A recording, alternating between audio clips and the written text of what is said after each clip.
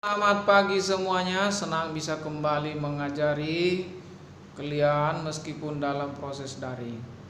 Semoga kita sehat selalu dan diberkati Tuhan ya. Oke, saya akan coba menjelaskan induksi magnet pada solenoida.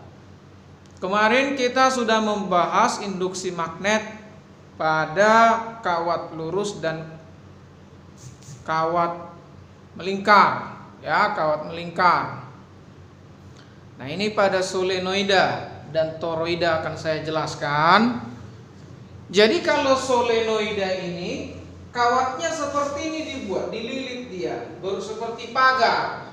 Seperti pagar. Kalau pernah kau tengok orang demon, polisinya akan membuat pagar, kawat berduri. Nah, seperti itu. Itulah solenoida.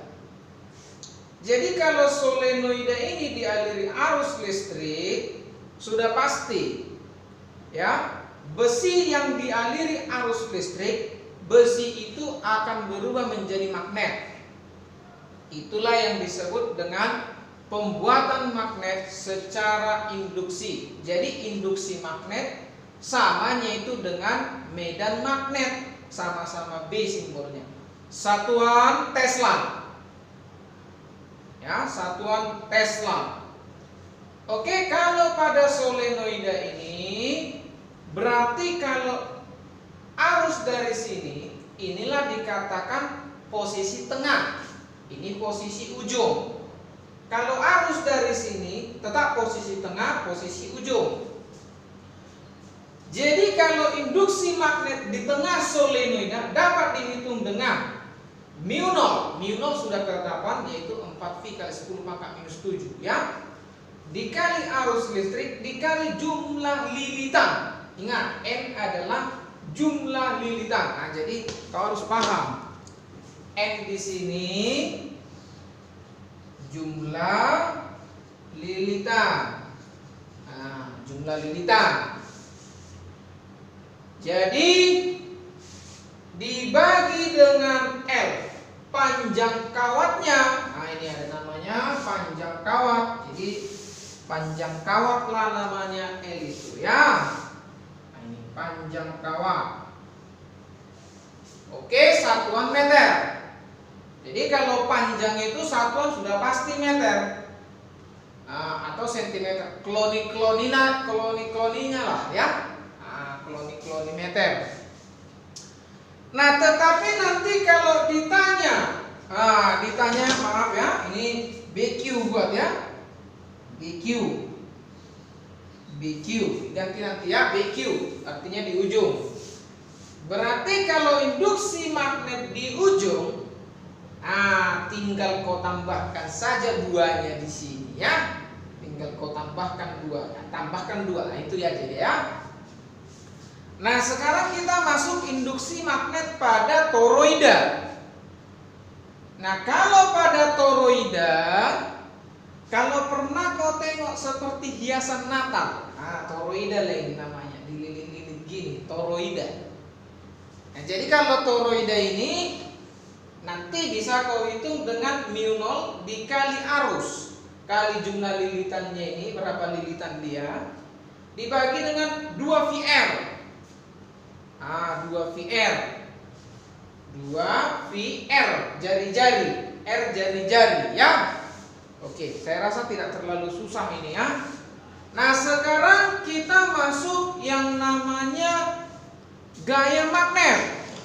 Ya, gaya magnet itu kalau buku paketmu halaman 63, gaya magnet. Gaya magnet artinya adalah gaya tarik dari magnet itu ya, gaya magnet.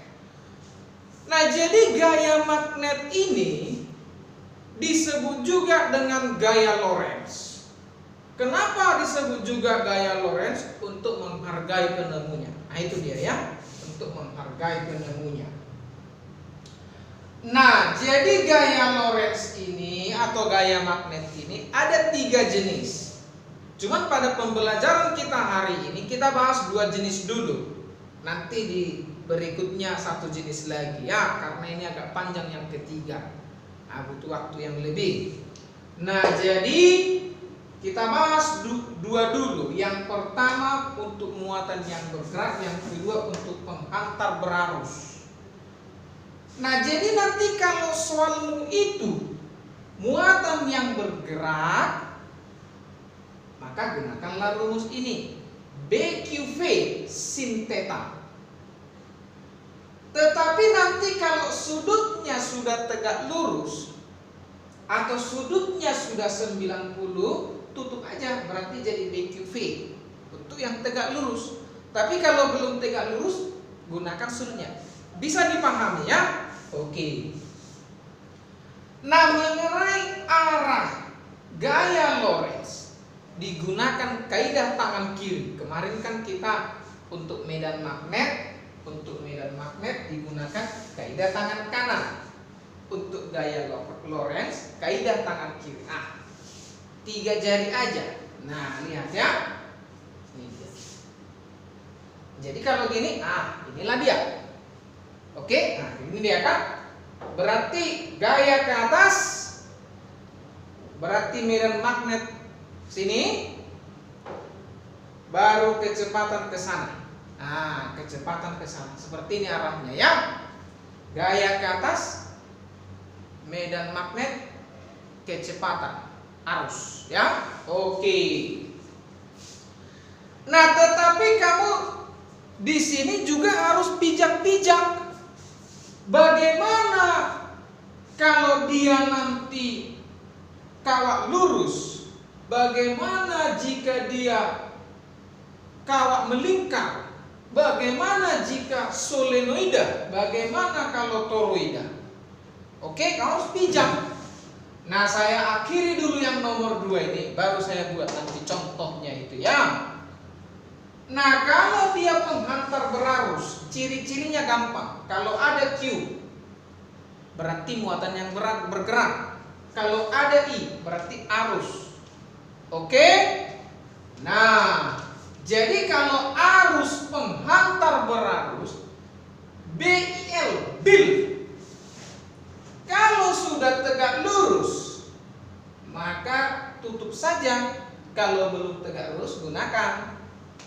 Nah, persoalannya bagaimana nanti gaya Lorentz itu, gaya Lorentz atau gaya magnet pada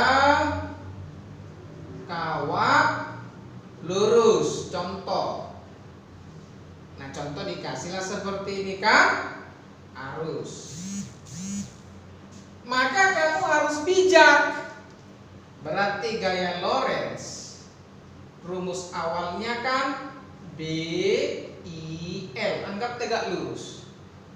Berarti bisa juga jadi kau ganti B, tar ya. Berarti nanti bisa juga kau ganti ini. Nah, lihat. Kalau tidak dikasih tahu B tidak ada contoh.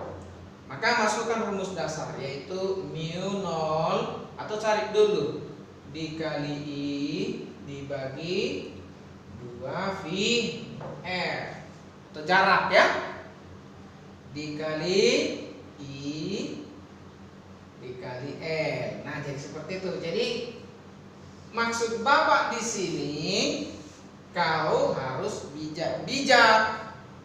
Oke, bisa dipahami? Terima kasih.